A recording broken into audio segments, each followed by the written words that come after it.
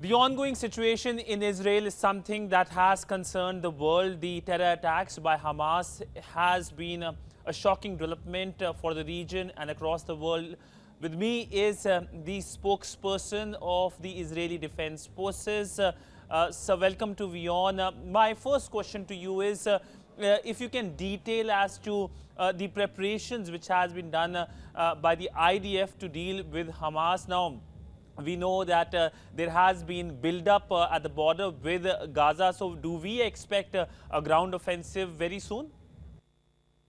The IDF now is in day 14 of its offensive to destroy Hamas, to dismantle its capabilities, to seek out, pursue its leaders and terrorists. Indeed, in the course of the last 14 days, the IDF has recruited some 300,000 reservists.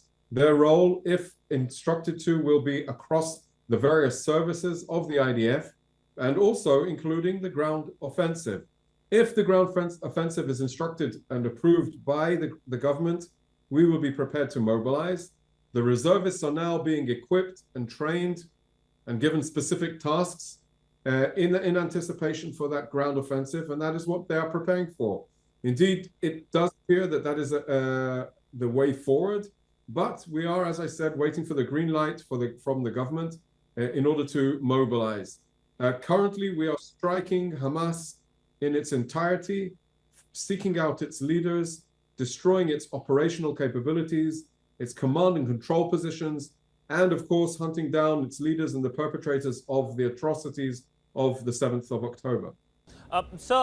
It has been over a week since the terror attack happened by Hamas. So essentially, how much you have been able to deal or neutralize Hamas leadership in Gaza Strip?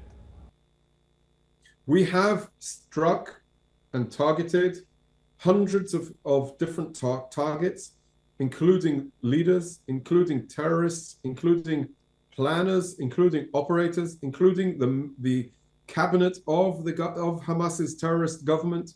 And indeed, we understand that they are in a state of disarray as an organization, as a governing body. But they are hiding. They're hiding behind the people of Gaza.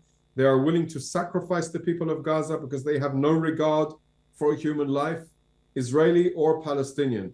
So our understanding is that they are in a state of disarray. They haven't got a clue what is going on above ground.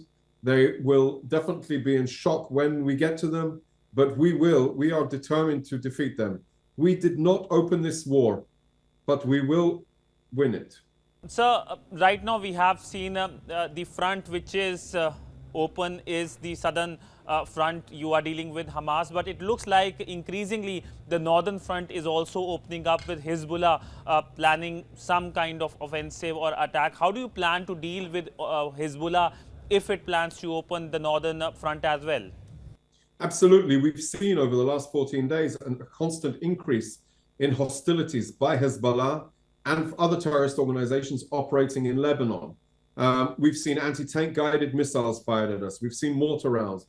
We've seen rockets. We've seen sniper fire, and we've seen machine gun fire at our forces. We have taken the necessary precautions. Some of those reservists that have been called up have been sent to reinforce the northern border in order to be prepared for a potential flare-up with Hezbollah as well. Their attacks still appear to be on a low scale, which indicates that they're trying to divert our attention from the south to the north. And we understand that Iran is actually behind this effort. We are a strong military. We have great capabilities. We have a professional military. And I would say we can fight on two fronts or multi-fronts if required. We don't want to, but we are prepared to if we are needed. So coming back to your previous reply, now IDF has been targeting Hamas in Gaza Strip, and you talked about the Palestinians as well. So the humanitarian crisis in Gaza, what do you like to say about that, especially given that we know that there have been increased pounding of Hamas hideouts by the Israeli side that can lead to collateral damage as well? So we operate based, like the Indian military, based on three core principles. The principle of distinction between civilians, non-combatants, and terrorists. The principle of military necessity. What is the advantage of the specific strike, or what abilities does it take from the enemy? And thirdly, proportionality. And we're constantly balancing out those three components in order to be effective in our efforts. In order to try and minimize and keep civilians out of harm's way, we've instructed much of the population in the northern Gaza Strip to evacuate and go towards the south. I'm happy to report that we have seen a huge, massive amount of people that have actually listened to us. And that is despite Hamas's efforts to prevent them. Hamas put out public announcements telling people not to evacuate. When they saw that people weren't listening to them, they erected checkpoints, physical checkpoints with terrorists that were trying to prevent them. Even that wasn't successful. So I'm happy to say that people listen to us because they understand that what happened on the 7th of October is unacceptable on any decent human being's understanding. So the decent people of Gaza have listened to Israel and have head south. Indeed, Hamas have no regard for human life, and they will jeopardize the civilian population of Gaza. And our job is to differentiate between those, and that is specifically what we're doing. We've designated a humanitarian zone in the southwest of the Gaza Strip, the Mawasi area, and our operations, when we need to strike in the Gaza Strip, are much more precision intelligence-based against specific targets in order to eliminate specific threats. So I would say that when we look at the operation and when we look at what we're doing to defeat and destroy Hamas, we are doing it in a way that sends a clear message to the people of Gaza. You are not our enemy. Hamas is our enemy. And that is what we're doing. So since the 7th of October attack, the terror attack by Hamas, how much has there been a casualty for the IDF, both during the terror attack and perhaps later on as well?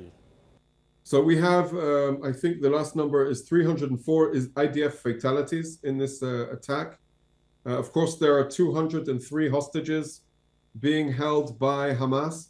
We still have over 100 people that are unaccounted for, so that number might go up. And of course, Hamas butchered, murdered, and massacred over 1,400 people, Israelis, men, women, children, the elderly. They have no regard for anybody, and they just came on a mass murder of anybody that they found.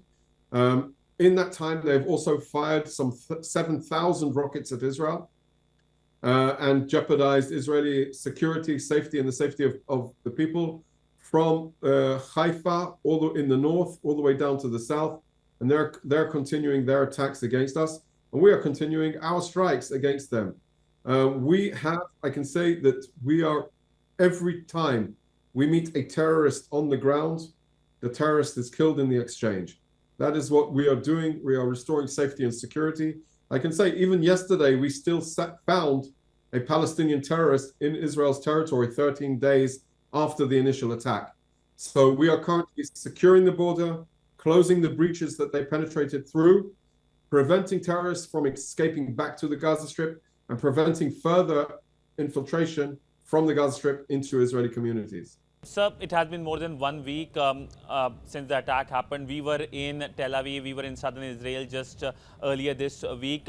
But one thing we have noticed is that the rocket attacks continue in central Israel, in southern Israel. Why is it that Hamas still has the capability to fire in Israel, even though the Iron Dome is working well?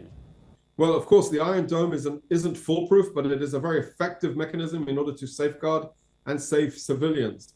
Hamas has accumulated a huge amount of rockets, and they are continuing and I think the basic working assumption is even when ground offensive takes place, they will continue to try and launch rockets. What we have seen is a decline in the amount of rockets that they are firing daily, which suggests that they are being pursued and have not got the comfort to launch them as freely as before. But yes, indeed, they still have this arsenal. They will try and challenge us at each period. This is the reason, or one of the reasons, or another part of the equation, why we need to change the paradigm so that this organization cannot fire rockets at us, cannot butcher our babies, can never abduct us again. And this is why we need to change the entire system. So my last question before I let you go, the situation of the hostages, when can we hear some positive news? When can these hostages be released from Hamas custody? We spoke to a number of the families as well in Tel Aviv just earlier this week. So any glimmer of hope for the hostages? So unfortunately, I have nothing to report on this issue. As I said, the number of 203 is the number that could actually go up. The working assumption is that they are alive. And I would add that we expect Hamas to take care of their well-being. They need to be released. They need to be released now. The Prime Minister Netanyahu, has demanded that the International Committee of the Red Cross have access to the hostages. But I don't want to comment beyond that because I don't want to jeopardize them there are the families of 203 people that are in despair, and their life has been torn into pieces in the aftermath of this attack for the last 14 days.